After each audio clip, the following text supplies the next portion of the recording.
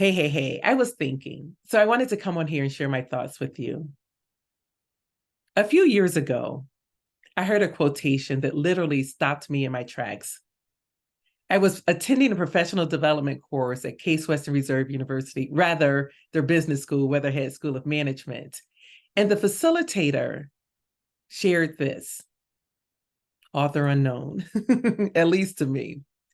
But the quotation said, I always knew I'd be somebody. Now I know I should have been more specific. When I heard those words, I had to chuckle because I knew I was somebody. But was I that somebody I wanted to be? And if I was being honest with myself, the answer was no. I had given up on the dreams that I had for myself. I was living a life that I was supposed to live based on other people's assumptions. I'm grateful now that I can live a life that I truly love living, one where I'm living in integrity with the values that I have for myself. Last week, I went to a conference in Maryland. I was at the National Harbor, and right across the river is Alexandria, Virginia.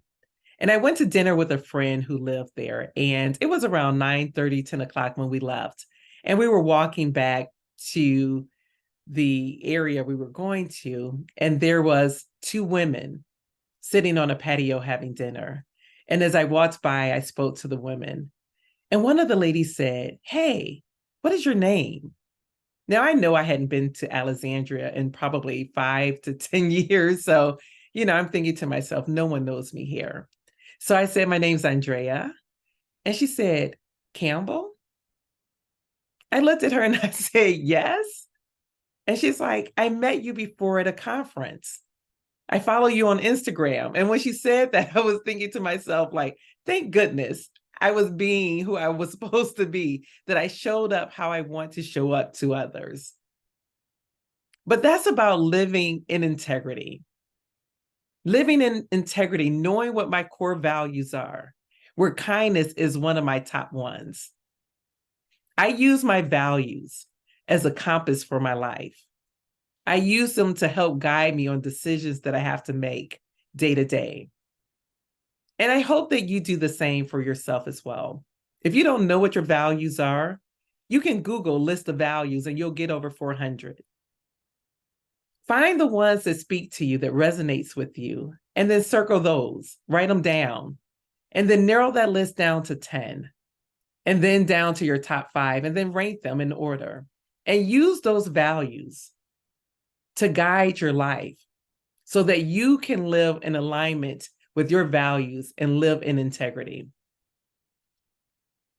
I was thinking about this because I have a whole book called The Heart of Radical Caring, a heart-centered approach to transforming the workplace culture and driving revenue.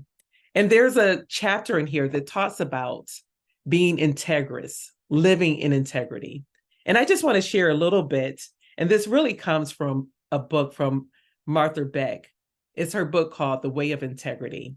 And she says, to be in integrity is to be one thing, whole and undivided. When a plane is in integrity, all its millions of parts work together smoothly and cooperatively. If it loses integrity, it may stall, falter, or crash. There's no judgment here, just physics. I love this analogy of integrity because if we aren't being true to ourselves and in alignment with ourselves, it is easy to crash. And we don't want to crash.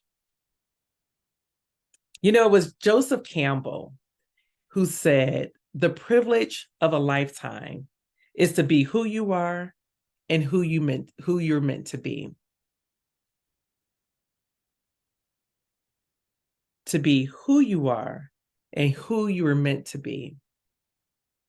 It's a privilege.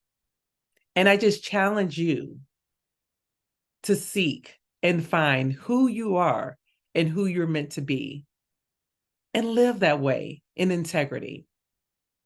All righty, that is it for today. Know that I love you, and hopefully I'll be back soon to talk to you. All righty, take care. Bye-bye.